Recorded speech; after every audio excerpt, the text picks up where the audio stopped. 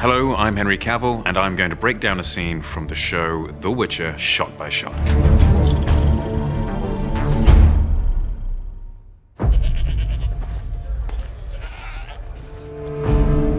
Where's Renfrey? She's at the tower with your little friend. Right here, Geralt has entered Blaviken looking for someone called Renfrey, or Shrike, as you may know her from the books, if you're a fan of the books. Her gang has been laying in wait for me.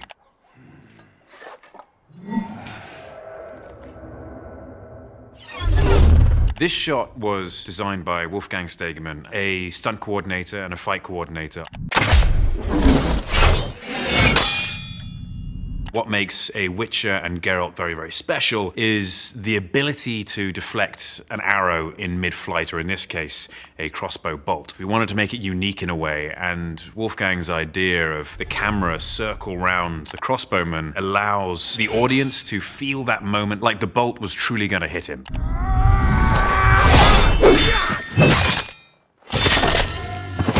I'm blocking this stunt performer's sword blow with nothing.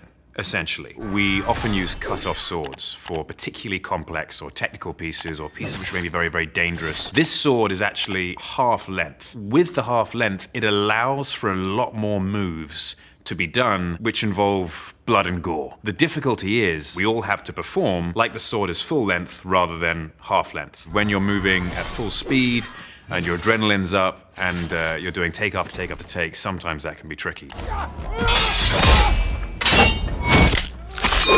So the cameraman cannot see where he is going, apart from through memory, and with someone, a guiding hand behind him, so he doesn't run into a wall and injure himself. And also he has to stay out of the way of all of us. If you can see in this particular freeze frame, if that stuntman doesn't move in the perfect way, the operator gets a wooden pole in the eye.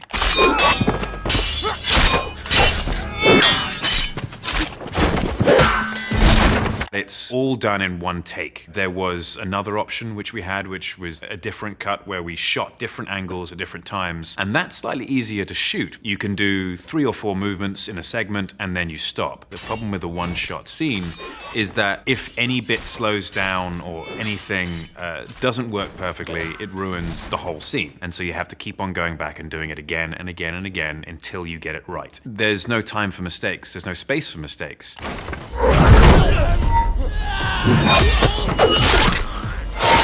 Even here, this is still a cut-off sword. Because we did this all in one shot, the sword had to be cut off throughout.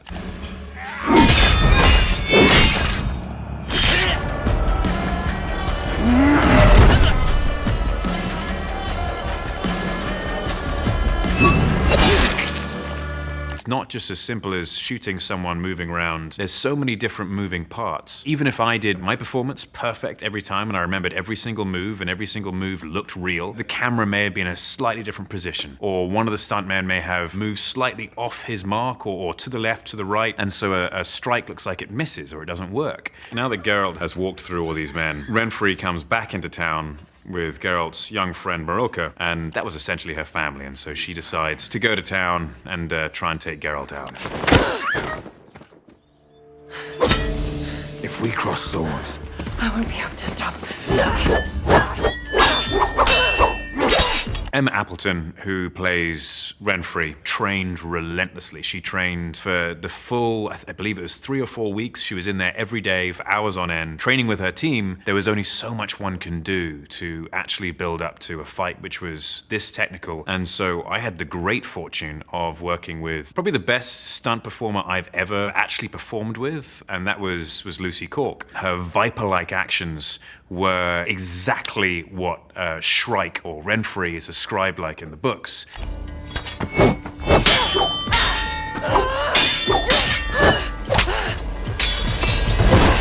Our strikes were exact, or at least looked exact. We were moving less than an inch away from each other's heads. She had to move just enough, and I had to make sure that I was close enough. So if I was making a downward strike, I have to redirect my sword so it does end up being less than an inch away from her head when it misses. It's a true dance and requires a lot of patience and a lot of skill.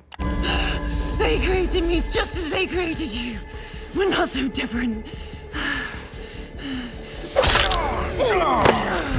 Wolfgang and I really wanted to make sure that the story was told through the fight. It's not just a random fight of people swinging swords at each other. These are two people in a dance, and through that dance, a story is told. Renfri was very much the aggressor, and Geralt is on the defensive, right up until...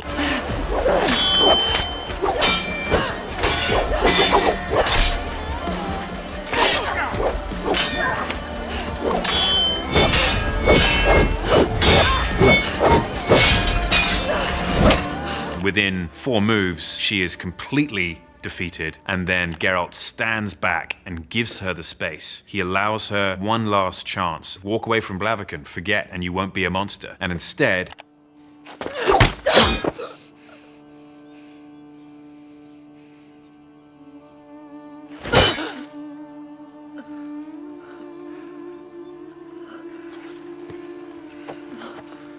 As much as he hates the idea of it, he's not going to lose his own life in the process of someone who's determined to die. I hope you enjoyed. I hope it wasn't too detailed. I tend to get a little excited about these things, but you can see it for real with the rest of the story on The Witcher on Netflix.